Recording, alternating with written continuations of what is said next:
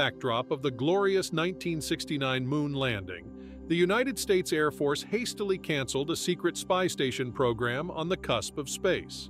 America nearly operated a covert manned space platform surveilling global hotspots before NASA reached celestial bodies. Declassified documents reveal an elaborate Air Force initiative to launch the Manned Orbiting Laboratory, MOL, an ambitious orbital reconnaissance station serviced by military astronaut crews.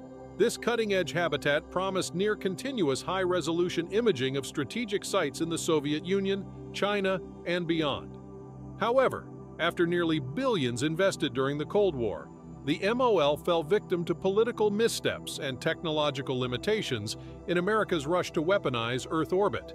In this video, we will unravel why the Pentagon scrapped its revolutionary space station on the launch pad after years of classified developments. In 1969, as NASA prepared for triumphant moonwalks, the Pentagon aborted a highly classified spy base in space.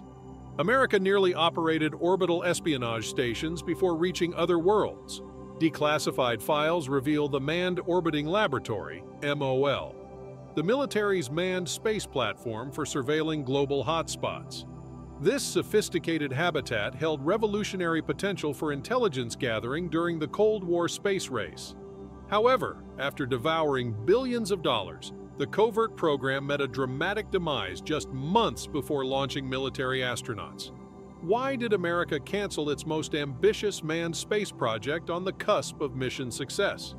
But before we continue, we would like you guys to subscribe to the channel, like this video, and hit the notification bell icon so you do not miss out on any amazing and entertaining content. The origins of the Air Force's covert space program date back to the heightened tensions of the 1960 Cold War era. Both the United States and Soviet Union were racing to demonstrate their technological capabilities through achievements in space exploration. However, the Air Force had more strategic goals in mind than scientific discovery or national pride. Top-secret initiatives explored the possibility of establishing a manned orbital outpost for spying on the Soviet Union. In 1960, the Air Force Systems Command produced a requirement for a reconnaissance satellite system that could deliver film footage in real time. Dubbed Project 1794, the program started developing a mini-space shuttle vehicle that could achieve manned orbits to inspect and maintain surveillance satellites. This precursor to the space shuttle featured a two-person re-entry glider that was compact enough to launch on existing rockets. The Air Force contracted the Martin Company to build and test suborbital prototypes throughout the mid-1960s. By 1965, the Air Force's ambitions in space had expanded considerably, thanks to years of theoretical studies on orbital operations. A newly created Space System Division was tasked with achieving total U.S. supremacy in the space theater. This led military planners to conceiving the Manned Orbiting Laboratory, MOL, an ambitious network of crew-tended space stations designed for reconnaissance and other national security missions. The origins of MOL stemmed from several converging ideas that matured in the early 1960s. Military theorists emphasized establishing perpetual American presence in space, while engineers researched the feasibility of outfitting crewed space stations for imaging and electronic eavesdropping. Design concepts depicted modular space stations expanded over time, or specialized labs focused on certain functions like high-resolution photography. The common theme involved using teams of military astronauts to operate cutting-edge surveillance equipment that was impossible to achieve with fully robotic satellites. By late 1963, an ambitious implementation plan had taken shape thanks to newly available hardware from NASA's manned space programs, most notably the upcoming Gemini space capsule. A typical operational concept envisioned a three-person crew occupying an orbiting lab at about the same altitude as Soviet spy satellites. Each three-week mission would extensively monitor relevant defense targets before swapping out the crew. While the USAF owned the space capsule and station modules, overall management was delegated to defense contractors like McDonnell Douglas. Engineering studies throughout 1964 determined the feasibility of launching modular space station components on Titan IIIC rockets. In November, a final configuration emerged. a two-part MOL station consisting of a Gemini B spacecraft docked to a large pressurized cylinder containing the manned laboratory.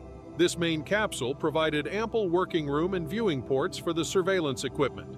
The chosen orbit of about 270 miles, 435 kilometers, matched that employed by Soviet spy satellites for optimum data comparisons. By 1965, MOL had rapidly progressed from theoretical concept to approved development program with an aggressive schedule. 2 contractors received awards. Douglas was to produce the laboratory while General Electric would integrate the reconnaissance systems. Securing funding took some creativity on the USAF's part as congressional oversight was strictly focused on NASA. Officials framed MOL as an advanced piloted spacecraft program that was vital for maintaining America's edge over increasingly aggressive Soviet efforts. Approved budgets were framed as modifications of NASA's canceled Dinosaur spaceplane. This administrative shell game provided sufficient cover and cash flow to ramp up construction. The MOL space station represented the apex of Air Force ambitions to weaponize Earth orbit in order to achieve definitive intelligence superiority over the Soviets. However, as we'll explore later, MOL became so bloated in operational scope that it ultimately collapsed under its own weight. But for a few heady years, crews of military astronauts promised to bring Cold War competition to the high ground in ways NASA never envisioned.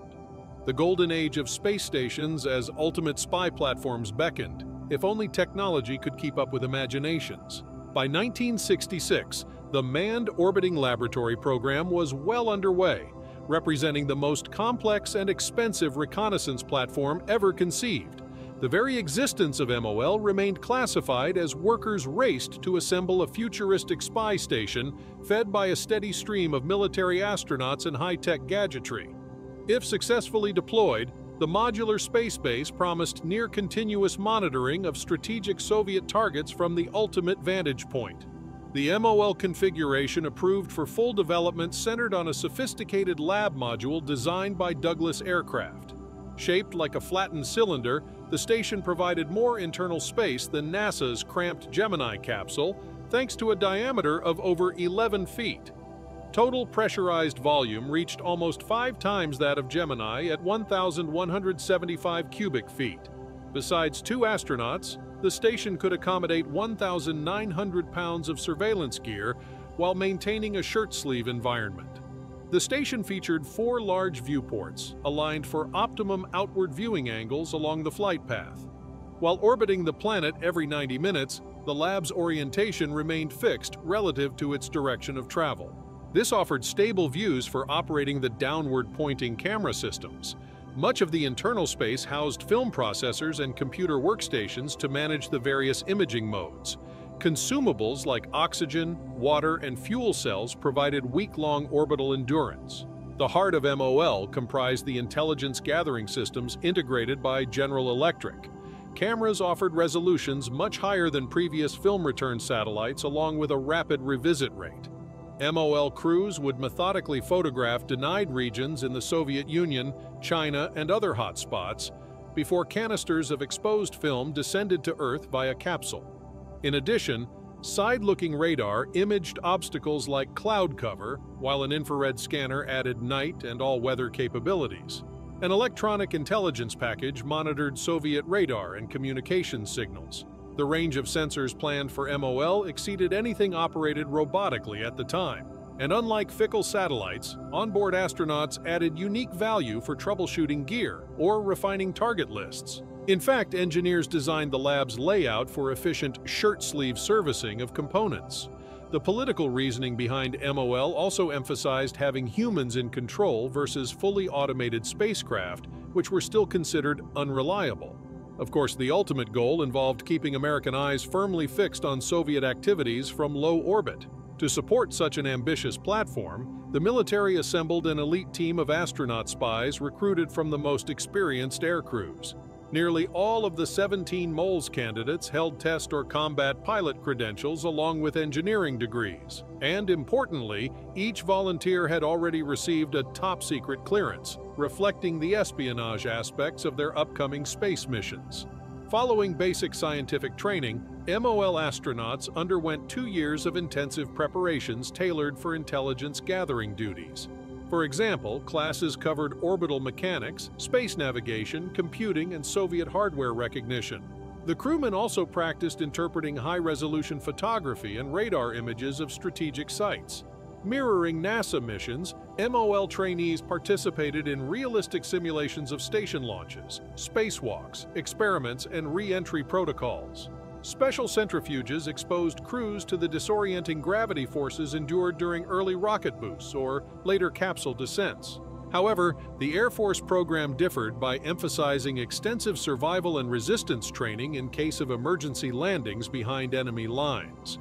In a fascinating sidebar, recently declassified files reveal that 4 MOL candidates actually served as undercover CIA operatives before joining more conventional space missions. Their covert backgrounds including parachuting into Korea and Vietnam war zones for classified assignments. Other MOL crewmen supported secret U-2 spy plane missions or analyzed early satellite images. Such unique experiences eased the transition to planning ambitious intelligence operations from orbit. The greater MOL team envisioned lengthy flight schedules spanning years where multiple specialist crews rotated duty tours, staffing the modular station. The first fully operational MOL would maintain continual Earth surveillance from a relatively low and radiation-resistant orbit compared to contemporaries. Regular crew swaps enabled by NASA's proven Gemini vehicle allowed uninterrupted 24-hour operation across 3 daily shifts.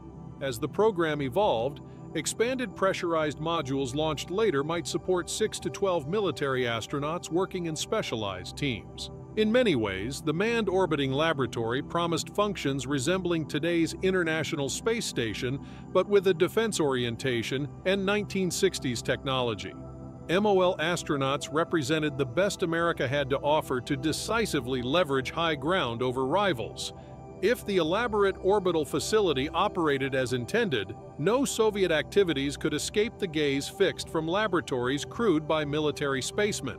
However, as progress unfolded, this ambitious space-age dream encountered growing challenges rooted in earthly realities. By 1969, the manned orbiting laboratory had consumed over $1.3 billion while promising to revolutionize orbital reconnaissance if fully realized. But after years of classified development, the elaborate spy station faced cancellation just months before its first crewed launch. What factors doomed America's premier manned space program before achieving orbit? The demise of MOL stemmed from both external budgetary forces and internal technical shortcomings. While NASA's public feats like the moon landings captured headlines, MOL unfolded quietly in the shadows. The program required complete secrecy to conceal advanced surveillance technologies, along with military astronauts destined for espionage duties. Unlike NASA, no public excitement or political capital sustained MOL as costs escalated. The intense budget pressures of the late 1960s increasingly sidelined expensive space efforts lacking clear near-term impact. Early cost estimates for developing and launching MOL stations more than doubled by 1967. The Vietnam War and Great Society programs stressed fiscal budgets while the moon race piqued NASA funding. Skeptical congressmen balked at fielding additional multi-billion-dollar space systems amid calls for austerity. Rising strategic missile and satellite programs also challenged MOL's core objective to augment reconnaissance abilities. By the late 1960s, improving spy satellites showed signs of matching the resolution predicted from MOL visual scans. New Corona satellites incorporated superior film processing while gambling polygon cameras captured wide swaths of terrain. Quicker launch cycles also enabled more frequent revisits above priority zones. Such unmanned progress threatened making MOL obsolete in some analysts' eyes. They projected robotic systems possessing equal or superior capabilities within a few years. Why send vulnerable human crews with all their mission support demands if satellites sufficed? By 1969, even the Secretary of Defense questioned MOL's advantage beyond a brief technological head start. Within a strict cost-benefit context, expendable satellites operated more cheaply if capabilities approached parity. However, MOL's downfall also stemmed from consistent failures managing internal complexity beyond just external budget frustration. The highly sophisticated space laboratory taxed 1960s technology across numerous fronts. Review boards criticized creeping scope expansion and inadequate systems engineering as engineers struggled coordinating so many novel work streams. For example, severe difficulties integrating the pressurized lab with Gemini vehicles forced major redesigns and delays. Gemini capsules, originally modified to dock with the station, kept failing mandatory test criteria for loads and vibration. By 1968, some officials eyed abandoning the proven Gemini component altogether for fresh capsule designs. However, such alternatives risked additional costly delays to resolve. Likewise, researchers pushed the limits, developing specialized cameras, sensors, and film developing gear needed for the ambitious surveillance mission. Operational integration challenges mounted trying to refine so many experimental systems at once. Hardware problems affected all aspects, from computer guidance interfaces to keeping film from jamming during processing. By 1969, Inspector General reports slammed MOL's dragging progress developing reusable systems while meeting spaceworthy standards. They also questioned the project's management structure, split between the military, NASA, and contractors, all with conflicting priorities and poor coordination. A timeless scenario of designs progressing past initial technological maturity haunted late phases. The manned laboratory also endured extensive weight gains problem, further complicating the strained launch vehicle approach. Engineers struggled keeping MOL's final orbital mass within lifting capability margins after years of expanding capability requirements. The Titan IIIC rocket selected could only lift a portion of the gold-plated orbital system envisioned by planners. Thus, MOL risked being divided into smaller, less capable modules if indeed it reached space at all. Such serious development roadblocks damaged MOL's credibility, just as Earth-orbiting satellites delivered improved results. So by mid-1969, with manned launches a year away, rising costs finally exceeded expected benefits for even staunch program defenders. After a final policy review, the Defense Department terminated efforts in June, despite the massive sunk investment.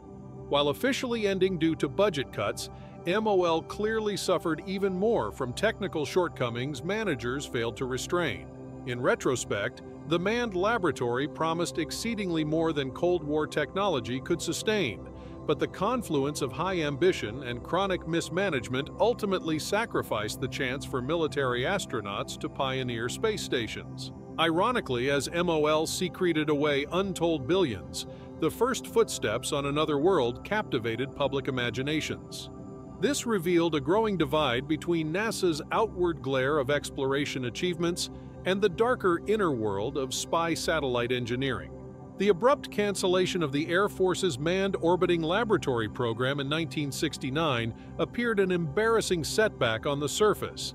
Years of ambitious black budget funding totaling over $3 billion resulted in only a few test articles and no actual launches. However, the abandoned orbital platform still influenced later military space projects and policies in less visible ways. Furthermore, tantalizing secrets about MOL's full capabilities continue fueling conspiracy theories despite increased transparency. What lessons should we draw from this fascinating side note in space history? Firstly, the requirement for manned presence in Earth orbit to operate specialized reconnaissance gear continued influencing post-MOL space station plans. For example, the 1980s push from Reagan's Star Wars program revisited continuous space-based surveillance to monitor Soviet missile tests and troop activities. The Air Force Dynamic Surveillance System conceptualized a modular station much like MOL. Although never implemented, such proposals built directly from MOL's trailblazing evidenced the persistent utility of manned orbital outposts. On the conspiracy front, the abrupt termination of MOL fuels questions about what else it hid besides lavish funding waste. The obvious intelligence pedigree of military astronauts performing visual reconnaissance for months raises spy film implications. Even today, the full scope of imaging targets and square footage photographed remains classified, and the National Reconnaissance Office still refuses to release specific details about the powerful camera system specifications or resolution quality. Surely this surveillance gear probed even more deeply than publicly acknowledged. What exactly did MOL see before cancellation? Some theorists also speculate that MOL served purposes beyond just taking photos, like testing next-generation surveillance devices too problematic for robotic satellites of the era.